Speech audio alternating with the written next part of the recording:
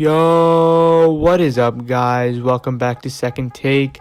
I'm your host, Saf Khan, and today I'm joined with my co-host, Vishwa Salem, to discuss the future of the Houston Rockets as they have recently let go of coach Mike D'Antoni. I would like to open up today's video on Mike D'Antoni. Mike D'Antoni was hired by the Rockets back in 2016, leading them to the playoffs every year, while also earning achievements which include Coach of the Year in 2017 and being the West All-Star coach back in 2018. In Mike D'Antoni's 4-year tenure with the Rockets, he had a 72% win rate while also leading them to the conference semifinals 3 of his 4 years. After the 2019 season, he has led the Rockets to their best 3-year tenure in franchise history, winning 173 games while only losing 73 games. Unfortunately, his playoff success is not as good, as his Rockets had only won 28 of their 51 games, which only counts for a 54% win rate. At the beginning of the 2019 season, he opened up talks about a contract extension as his was about to expire after the year. They couldn't come up with an agreement at the beginning of the year, and later that continued throughout the whole year. After their 4-1 loss to the Lakers in this year's playoffs, the team announced that they have parted ways with Mike D'Antoni. So Vishwa, what are your thoughts with Mike D'Antoni parting ways with the Rockets, and what do you think were the main problems for the Rockets during his 4-year tenure with the team? Well, thanks, Saf. There are many reasons I feel like the Rockets were such a terrible team in the postseason and had little to no success at all in their hopes of winning a ring. Before I get into all that information about why the Rockets were such a disappointment in this year's playoffs, not only this year, but also their past, 4 years maybe, when Mike D'Antoni was a head coach and how his schemes did not benefit their goal of winning a title. Before we get into the Rockets' mistakes, I just want to give a quick overview on why Mike D'Antoni's system was just not meant to win a ring. Although you guys might think that Mike D'Antoni and his system was actually pretty good, as in the regular season, Mike D'Antoni, with the career he had with the Houston Rockets, he had a regular season record of 217 and 102, which is a pretty amazing record. And it indeed was, as the Rockets would constantly be a high seed each year he was the head coach in the Western Conference. However, this was not necessarily applying in the postseason, as Mike D'Antoni's diluted system was always disobeying the message, the common saying that would go, offense wins games, but defense wins championships. The Rockets did not prioritize defense at all throughout the tenure of Mike D'Antoni. James Harden, although many people criticize his defense a lot, he is a great defender, but the main reason why many people thought he wasn't a great defender is because of his lack of effort, and this was due for a lot of the roster. Now we're going to get into why the Rockets were such a terrible team in the postseason. When the Rockets used to have a traditional NBA lineup with all 5 positions of the court having a reasonable size for each position, as they would even have a center. Clint Capella was also the center of the Rockets back then when they didn't go small ball, and this offense wasn't even that bad. If you take a look at James Harden's play, he's an ISO player and probably one of the, if not the best ISO player in the NBA. His offense had so many options, as if he blew past his defender, he could have a shot at the rim, or he could lob it up to Clint Capella for an alley-oop, or kick it out to an open shooter. James Harden has had a lot of open shooters in the past, such as Eric Gordon, Austin Rivers, and Jeff Green, Robert Covington, and Trevor Ariza, and many more shooters like them. And his final option would be his signature move, the step-back three-pointer, which shows 3 really efficient ways Harden and this whole Rockets offense could score as a whole.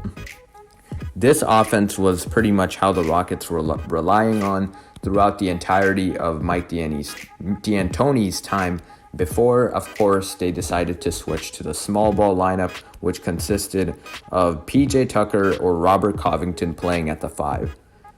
This was such a big failure for the Rockets, mainly because even though they were having a lot of success in the regular season against their opponents, as that was a regular season with a different intensity, not as big as the playoffs, and they were able to efficiently maneuver against their opponents for victory in both ends of the floor, as they did a great job at switching in team defense against a lot of teams as well.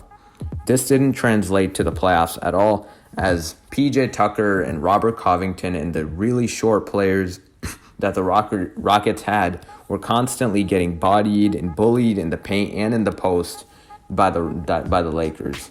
In one of the games of this year's playoffs, the Lakers out-rebounded the Rockets by 41, which shows how much of an advantage they had. The Lakers, once again, going back to the message, defense wins championships. They were the best defensive team in the league, and it shows why they were so successfully able to lock down the Rockets and blow them out in a lot of the games of their series. So, in my opinion, there are many reasons the Rockets were such a disappointment in the postseason as opposed to the regular season, but their small ball just was not the move, and Mike D'Antoni's system is just not designed to win a championship, which ultimately result in him parting ways with the Rockets. Back to you. Thanks, Vishwa. I have to agree with you. Small ball just doesn't work with the Rockets. Moving on, I'd like to discuss what the Rockets should do the next couple of years. To start off, as we all know, GM Daryl Morey traded for Russell Westbrook this past offseason, in which he gave up a lot of draft picks. The draft picks he gave up were the 2024 and 2026 picks. These picks are only protected 1 to 4. He also did a pick swap with the 2021 and 2025 draft picks. Now, if you think about it, the Rockets, as you know, didn't age well working with a small ball team. So this offseason, to develop into a better team, they're going to have to trade for a decent big or sign someone in free agency that can help them space the floor, but also provide them with the athleticism as a big should have. Not like what they were doing with running Robert Covington at center. That just doesn't work. As we are talking about a big the Rockets should try to get, I have come up with a trade that will get the Rockets to get rid of some players while also receiving good players on their end. This trade includes trading Eric Gordon, Ben McLemore, and Daniel House for Kelly Oubre and DeAndre Ayton of the Suns.